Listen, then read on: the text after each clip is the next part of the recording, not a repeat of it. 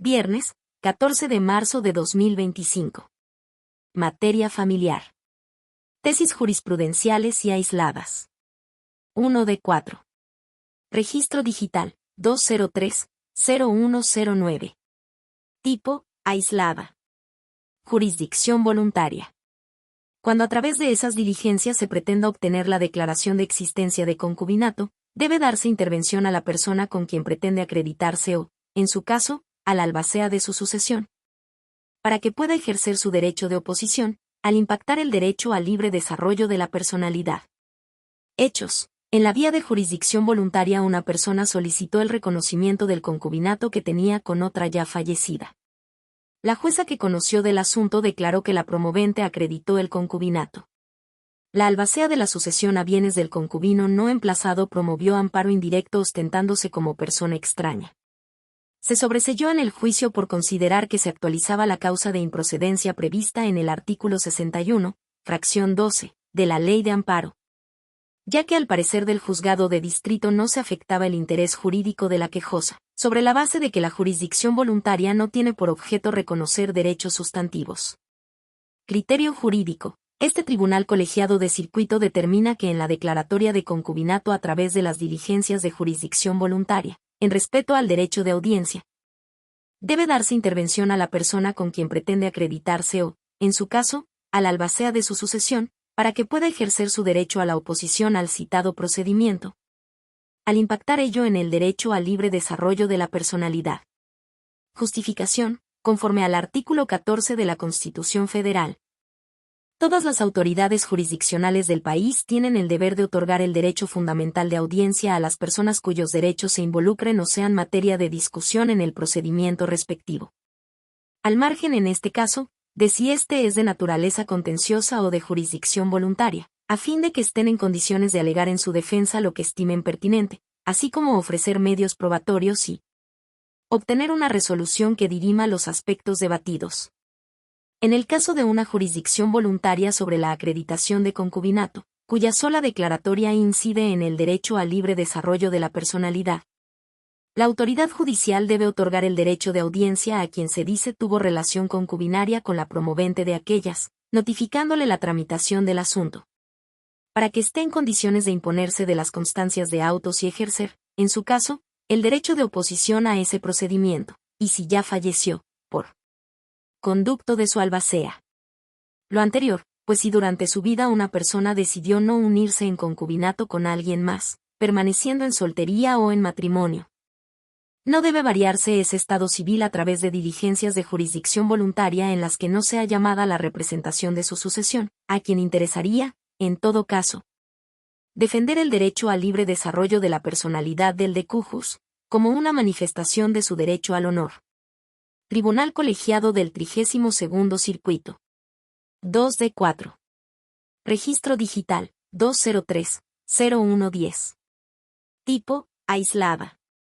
Jurisdicción voluntaria.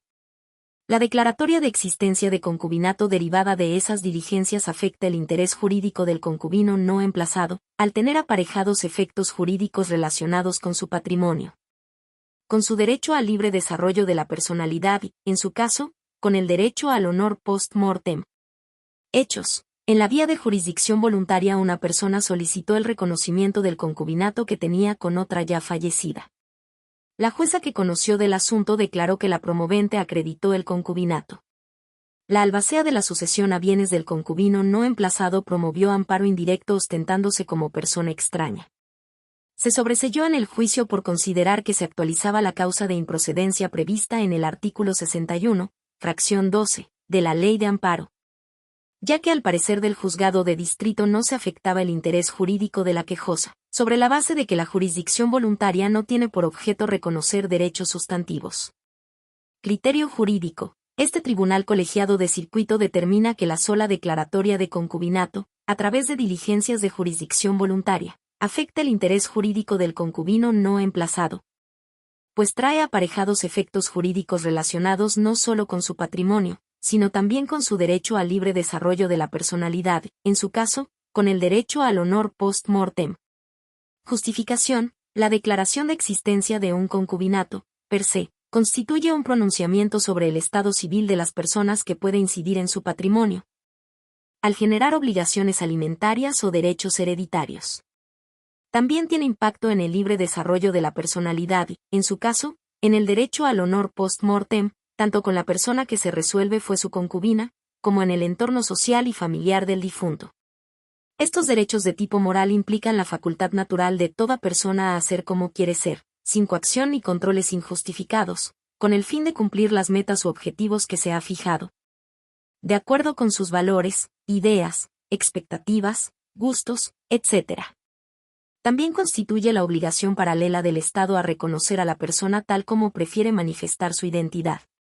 Como todos esos aspectos son parte de la forma en que una persona desea proyectarse y vivir su vida, incluso, como quiere ser recordada, solo a ella corresponde decidirlos autónomamente. Por tanto, al declarar el concubinato en el trámite de la jurisdicción voluntaria, por más que lo ahí resuelto no pueda tener el carácter de cosa juzgada, invariablemente produce una afectación a la esfera jurídica de la sucesión del decujus, no solo en el aspecto patrimonial, sino también en su derecho al libre desarrollo de la personalidad y en el derecho al honor post-mortem. Tribunal Colegiado del 32º Circuito. 3 de 4. Registro Digital, 203-0115. Tipo, aislada. Procuraduría de Protección de Niñas, Niños y Adolescentes del Estado de Colima, PRONA. Tiene legitimación para promover amparo indirecto contra la negativa de ratificación de las medidas de protección dictadas a favor de un menor de edad en situación de riesgo. Hechos: la Procuraduría de Protección de Niñas, Niños y Adolescentes del Estado de Colima, PRONA. Promovió amparo indirecto contra la negativa de ratificación de las medidas de protección previstas en la Ley de los Derechos de Niñas, Niños y Adolescentes del Estado de Colima. El juzgado de distrito sobreseyó en el juicio al considerar que carecía de legitimación, ya que de constancias no se advertía que en el juicio de origen se le hubiera conferido la representación derivada en favor del menor de edad en situación de riesgo. Criterio jurídico.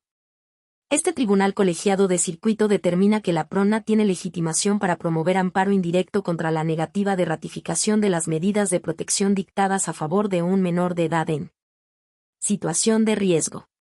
Justificación. El artículo 131 de la citada ley establece que la referida Procuraduría tiene legitimación para acudir ante la autoridad competente para ejercer las acciones pertinentes a fin de proteger los derechos de niñas, niños y adolescentes, NNA, que se encuentren en un estado de riesgo. Aunado a ello, la Segunda Sala de la Suprema Corte de Justicia de la Nación, al resolver el amparo directo en revisión 4168/2020, determinó que la obligación jurídica contenida en el artículo 3 de la Convención sobre los Derechos del Niño, de adoptar el interés superior de la niñez, se aplica a todas las decisiones y medidas que afectan directa o indirectamente a las niñas, niños o adolescentes. Por tanto, si el juzgador percibe que existen cuestiones que no forman parte de la litis, pero cuyo conocimiento y pronunciamiento es esencial para tutelar el interés superior de la infancia, ante el riesgo o peligro de afectación que la sentencia depararía directa o indirectamente en las niñas, niños o adolescentes, no solo sería permisible, sino que resultaría obligatorio que éste, oficiosamente, examine esas cuestiones indirectas a la litis, a fin de que dicho interés sea tomado en cuenta. Tribunal Colegiado del 32º Circuito. 4 de 4. Registro Digital, 203-0094. Tipo, jurisprudencia. Amparo indirecto. Procede contra el auto que desecha el recurso de apelación interpuesto contra la interlocutoria de un incidente de alimentos. Legislación del Estado de Jalisco. Hechos.